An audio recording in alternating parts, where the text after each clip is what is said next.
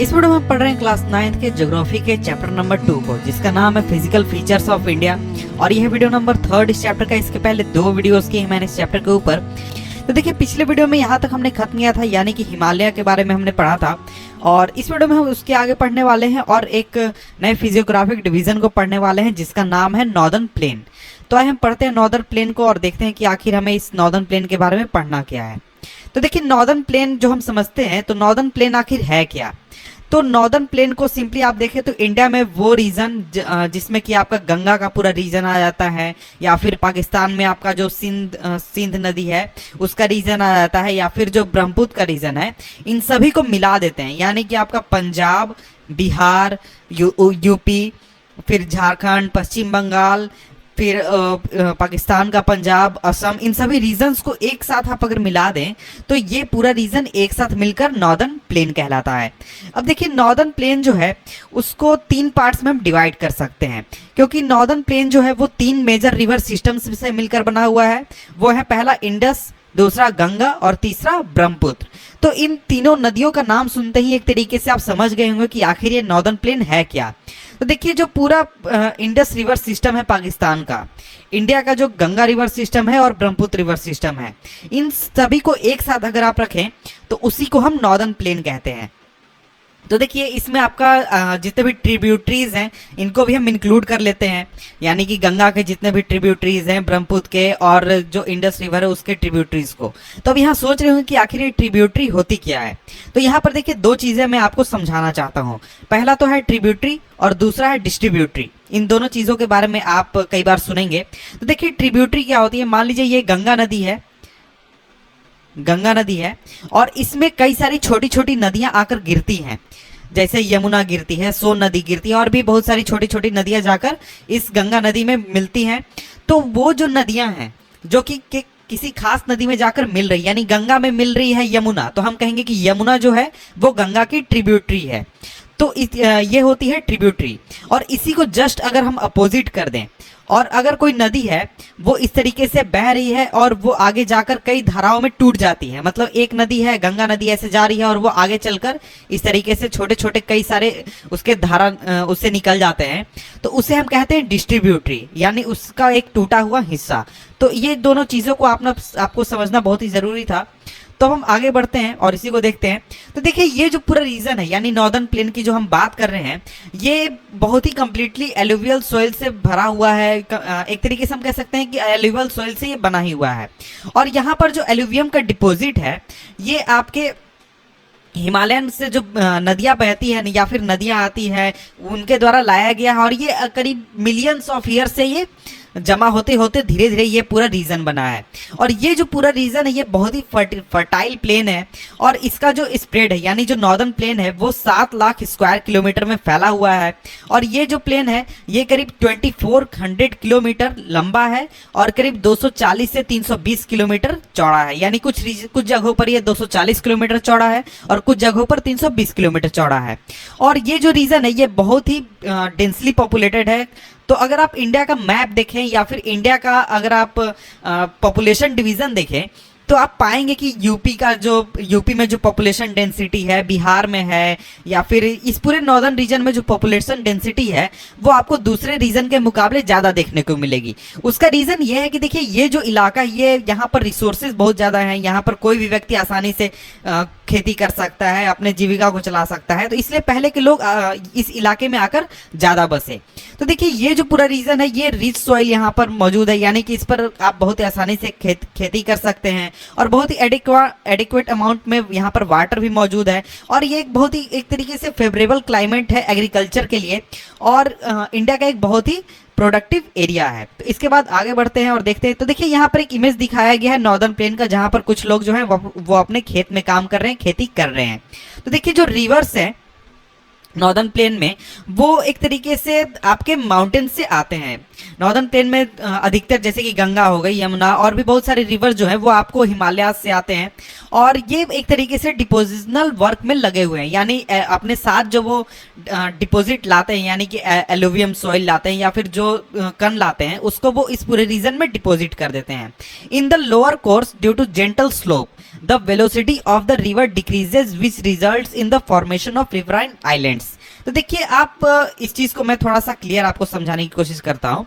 तो देखिए शुरू में आप देखेंगे कि ये जो पूरा पहाड़ है, मान लीजिए ये पूरा हिमालय है, ये पूरा हिमालय है, तो यहाँ पर जो पानी होते हैं, यानी यहाँ से जो नदियां निकलती हैं ग्लेशियर से, वो काफी हाई स्पीड में निकलते हैं, क्योंकि यहाँ पर ढलान बहुत ही ज्यादा है, बहुत हाई स्पीड में नीचे आती हैं। तो यहाँ से वो अपने साथ साथ बहुत ही बड़े बड़े चट्टान अपने साथ लाती हैं, और उसको तोड़ते तोड़ते तोड़ते तोड़ते और फिर उसको एक तरीके से एलोवियम में या फिर और भी चीज़ों में छोटे छोटे कणों में तोड़ देती हैं, और इसके साथ बहुत दूसरी दूसरी चीज़ें भी अपने साथ वो लाती हैं। और जब वो नीचे आती हैं, नीचे जब जहाँ पर प्लेन पूरा रीजन है, ये मान लीजिए ये पूरा नॉर्दर्न प्लेन है, तो इस रीजन में जब वो आती हैं तो यहाँ पर उस पानी का फोर्स उतना नहीं रह जाता, बहुत ही धीमी हो जाती है ये नदी। और फिर ये जब नीचे लेवल पर ये बहने लगती है ये नदी, तो यहाँ पर जो ये पूरा डिपॉजिट है, यानी अपने साथ जो नदी कण लाती है, जो चीज़ें लाती है, उसको इस इलाके में वो छोड़ने लगती है, इस इलाके में जमा करने लगती है।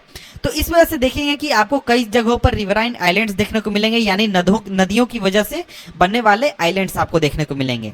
तो इसके बाद अब हम आगे बढ़ते हैं।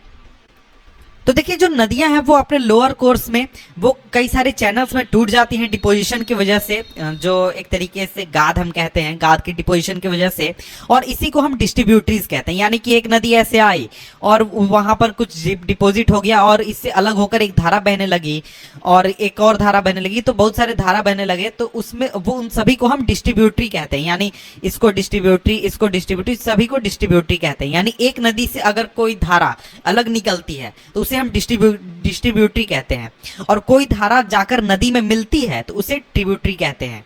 तो इसके बाद अब हम आगे बढ़ते हैं। जो देखिए जो नॉर्दर्न प्लेन है उसको हम ब्रॉडली डिवाइड कर सकते हैं 3 सेक्शन में। 3 सेक्शन कैसे? तो देखिए जो वेस्टर्न पार्ट है नॉर्दर्न प्लेन का, उसको हम पंजाब प्लेन्स कहते हैं। यानी जो आपका पूरा पाकिस्तान का रीजन हो गया, इंडस रिवर वैली जो पूरा हो गया, और उसके ट्रिब्यूटरीज, इसको हम एक तरीके से पंजाब प्लेन्स कहते हैं। और इसका ज़्यादातर हिस्सा जो है वो पाकिस्तान में है। और इसके साथ ही इसमें जो आपके इंडस रिवर हैं और उसके ट्रिब्यूटरीज जैसे कि झेलम, चेनाब, रावी, बीस और सतलज, जो कि हिमालय से निकलती हैं, इस रीजन में ये नदियां पाई जाती हैं। और ये जो सेक्शन है यहाँ पर बहुत बड़ी संख्या में आपको द्वाब्स देखने को मिलेंगे। अब यहाँ बात आता है कि ये द्वाब्स क्या होते हैं। तो देखिए इसमें यहाँ पर आपको एक्सप्लेन किया गया है। द्वाब देखिए 2 वर्ड से मिलकर बना हुआ है, पहला तो दो और दूसरा आप। तो देखिए दो का मतलब होता है टू और आप का मतलब वाटर, ऐसा इलाका जो कि 2 धाराओं से घिरा हुआ है। मतलब कि द्वाब का सिंपल मतलब होता है 2 नदियों के बीच में होना या फिर 2 पानी के धाराओं के बीच में होना। तो एग्जाम्पल में आप देख सकते हैं जैसे गंगा और यमुना जाकर इलाहाबाद में मिलती है, त्रिवेणी में मिलती है। तो इसी वजह से जो गंगा और यमुना के बीच का रीजन हो गया उसी को हम द्वाब कहेंगे। तो इस तरीके के जो रीजन है आपको पाकिस्तान में बहुत ज्यादा देखने को मिलेंगे इंडस रिवर वैली सिस्टम में। तो हम आगे बढ़ते हैं और देखते हैं। तो देखिए यहाँ पर हमने बात की नॉर्दर्न प्लेन के एक हिस्से के बारे में और वो है पंजाब प्लेन। अब हम दूसरे हिस्से की बात करते हैं जिसका नाम है गंगा प्लेन। तो देखिए जो गंगा प्लेन है वो एक्सटेंड करता है घग्गर नदी और तीस्ता नदी के बीच में, और ये फैला हुआ है आपके नॉर्थ इंडिया में, जिसमें कि आपका हरियाणा, दिल्ली, यूपी, बिहार और झारखंड का कुछ हिस्सा और वेस्ट बंगाल का कुछ हिस्सा आ जाता है। और इसके अलावा और आपको असम में ब्रह्मपुत्र प्लेन देखने को मिलता है। तो 3 प्लेन कौन कौन से हो गए? पहला आपका पंजाब प्लेन, दूसरा गंगा प्लेन और तीसरा ब्रह्मपुत्र प्लेन। तो देखिए जो नॉर्दर्न प्लेन है उसको जनरली डिस्क्राइब किया जाता है फ्लैट लैंड के बीच में, जहां पर किसी भी तरीके का एक तरीके से वेरिएशन नहीं, ये पूरा फ्लैट है। लेकिन ऐसा नहीं है। तो ये जो पूरा रीजन है इसमें आपको कई तरह के वेरिएशन देखने को मिलेंगे, कई तरह के आपको रिलीफ फीचर्स देखने को मिलेंगे। According to variation in relief features the northern plain can be divided into 4 region. तो देखिए रिलीफ फीचर में वेरिएशन की वजह से हम नॉर्दर्न प्लेन को 4 रीजन्स में डिवाइड कर सकते हैं। तो देखिए जो नदियां हैं जब वो माउंटेन से डिसेंड करती हैं तो उसके बाद एक छोटा सा बेल्ट आता है, नैरो बेल्ट आता है 8 से 16 किलोमीटर का, जो कि एक तरीके से शिवालिक रेंज के पैरेलल में लाई करती हैं, उसके स्लोप के पैरेलल में लाई करती हैं। और यहाँ पर आपको बहुत ही बड़ी संख्या में पेबल्स देखने को मिलेंगे, कंकड़ देखने को मिलेंगे, और इस रीजन को भाबर कहा जाता है। और जितने भी जो नदियां हैं, जो कि नदियां उतरती हैं शिवालिक से या फिर हिमालय से, वो भाबर रीजन में डिसेपियर हो जाती हैं। डिसेपियर कहने का मतलब ये है कि देखिए उस रीजन में आपको इतने सारे कंकड़ हैं, इतने सारे छोटे छोटे कंकड़ हैं, कंकड़ इतने सारे कंकड़ हैं कि वहां पर जब नदियां आती हैं तो इस कंकड़ के नीचे से नदियां बहती हैं और पानी हमें ऊपर दिखता नहीं है। तो इसलिए हमें यहाँ पर कहा जा रहा है कि नदियां डिसेपियर हो जाती हैं। तो वहां पर आप जाएंगे तो आपको सिर्फ कंकड़ देखने को मिलेगा, आपको पानी नहीं दिखेगा। उसका रीजन ये है कि पानी पत्थल के नीचे से बह रही है, क्योंकि पत्थल्स में आप देखते हैं कि छोटे छोटे स्पेस होते हैं। इस तरीके से आप अगर पत्थल रखें तो पत्थल के बीच में से पानी बह सकता है। तो देखिए इस भाबर रीजन में आपको पानी देखने को नहीं मिलेगा, इसलिए कहा जाता है कि यहाँ पर नदियां जो हैं वो डिसेपियर हो जाती हैं। इस रीजन से थोड़ा सा साउथ में आप जाएंगे तो जो स्ट्रीम्स हैं और जो रिवर्स हैं, यानी जितने भी धाराएं हैं या फिर नदियां हैं, वो फिर से रीइमर्ज हो जाती हैं। उसका रीजन ये है कि ये जो पूरा रीजन है, यहाँ पर आपको मिट्टी मौजूद है, या फिर आप कह सकते हैं कि यहाँ पर आपको मिट्टी मौजूद है और पेबल्स मौजूद नहीं है। और इसलिए ये जो पूरा रीजन है, पानी की मौजूदगी वजह से और मिट्टी के मौजूद होने की वजह से, ये जो इलाका है ये वेट इलाका है, स्वैम्पी इलाका है और मार्शी इलाका है, और इसे हम तेराई कहते हैं। तो कौन कौन से हमने रीजंस देखे? भाबर और दूसरा तेराई। तो देखिए ये जो इलाका है ये पहले काफी डेंसली फॉरेस्टेड एरिया हुआ करता था, और इन फॉरेस्ट को एक तरीके से क्लियर कर दिया गया है, क्लीन कर दिया गया है, ताकि एग्रीकल्चर लैंड को यहाँ से एक्वायर किया जा सके और उन लोगों को बसाया जा सके जो कि पार्टीशन के बाद पाकिस्तान से आए हैं। तो आप चाहें तो इस रीजन में आप दुधवा नेशनल पार्क को एक तरीके से लोकेट कर सकते हैं। तो यहाँ पर सिंपली आप समझ लीजिए कि दुधवा नेशनल पार्क जो है वो इसी रीजन में स्थापित है। तो देखिए जो लार्जेस्ट पार्ट है नॉर्दर्न प्लेन का, वो ओल्डर एलुवियम से मिलकर बना हुआ है, और ये जो रीजन है ये फ्लड प्लेन्स के ऊपर थोड़ा स्थित है, और ये एक तरीके का टेरेस लाइक फीचर क्रिएट करता है, और इस रीजन को कहा जाता है भांगर। तो यहाँ पर जो चीज़ें मैंने कही उन चीज़ों को आप समझ नहीं पाए होंगे, तो इन चीज़ों को मैं इमेज के जरिए आपको समझाने की कोशिश करता हूँ। तो देखिए यहाँ पर मैं आपको इमेज दिखाता हूँ, ये देखिए इमेज है। तो इसमें आप पूरे स्लोप को देख सकते हैं। यहाँ पर देख सकते हैं कि ये पूरा रीजन जो है हिमालय है यहाँ पर। इसके बाद आपका भाबर आ जाता है जहाँ पर आपको पथरीले इलाके हैं, जहाँ पर नदी आपको नहीं दिखती है। उसके बाद तेराई का रीजन आ जाता है। तेराई का जो रीजन है वो काफ़ी एक तरीके से दलदली जैसा इलाका होता है। उसके बाद आता है आपका भांगर। तो देखिए भांगर जो रीजन है वो आपके खादर के थोड़ा सा ऊपर आता है, और खादर को हम एक तरीके से फ्लड वैली कहते हैं, क्योंकि यहाँ पर आपको हमेशा बाढ़ आती रहती है। यहाँ पर आपका जो सोइल है वो हमेशा चेंज होते रहता है। लेकिन जो भांगर का इलाका है वहां पर आपको हमेशा सोइल चेंज नहीं होती। क्यों? क्योंकि यहाँ पर हमेशा आपको बाढ़ नहीं आता है। ये काफी ओल्ड एलुवियम सोइल है यहाँ पर। तो इस चीज से आप समझ गए हो कि आखिर भांगर क्या है, तेराई क्या है, भाबर क्या है, और यहाँ पर खादर क्या है। तो खादर को मैं थोड़ा आगे डिस्कस करूंगा। तो देखिए यहाँ पर रिवर वैली है, बाढ़ आएगा तो सिर्फ खादर के इलाके में आएगा, बाढ़ आपके भांगर के इलाके में नहीं आएगा। और भांगर का जो इलाका है इसीलिए यहाँ पर आपको ओल्ड सोइल देखने को मिलता है, क्योंकि यहाँ पर बाढ़ नहीं आता है, इसलिए यहाँ पर काफी पुराना सोइल है। तो इसी के आगे बढ़ते हैं और देखते हैं कि आगे हमें क्या पढ़ना है।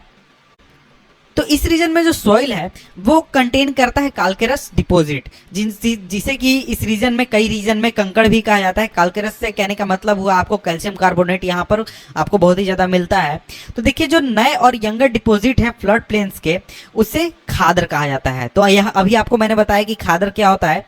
तो देखिए they are renewed almost every year and so are fertile, thus ideal for intensive agriculture. तो देखिए जैसा मैंने आपको इमेज बताया कि जो खादर का इलाका है वहां पर आपको हर साल या फिर 1-2 साल के बीच में बाढ़ आती रहती है। तो ये पूरी रीजन आप देख सकते हैं, ये खादर है, यहाँ पर रिवर वैली के बिल्कुल एकदम नजदीक है। तो यहाँ पर हमेशा आपको बाढ़ आती रहती है, यहाँ पर हमेशा आपको सॉइल चेंज होते रहता है। इसलिए ये जो रीजन है यहाँ पर आप आसानी से खेती कर सकते हैं और ये काफी फर्टाइल है और इसमें आप एक्सटेंसिव खेती कर सकते हैं, इसमें आपको ज्यादा परेशानी नहीं होगी। तो इस वीडियो में इतना ही। नेक्स्ट वीडियो हम देखेंगे द पेनिनसुलर प्लेटो के बारे में और इस चैप्टर को द एंड करेंगे। तो मिलते हैं आपसे।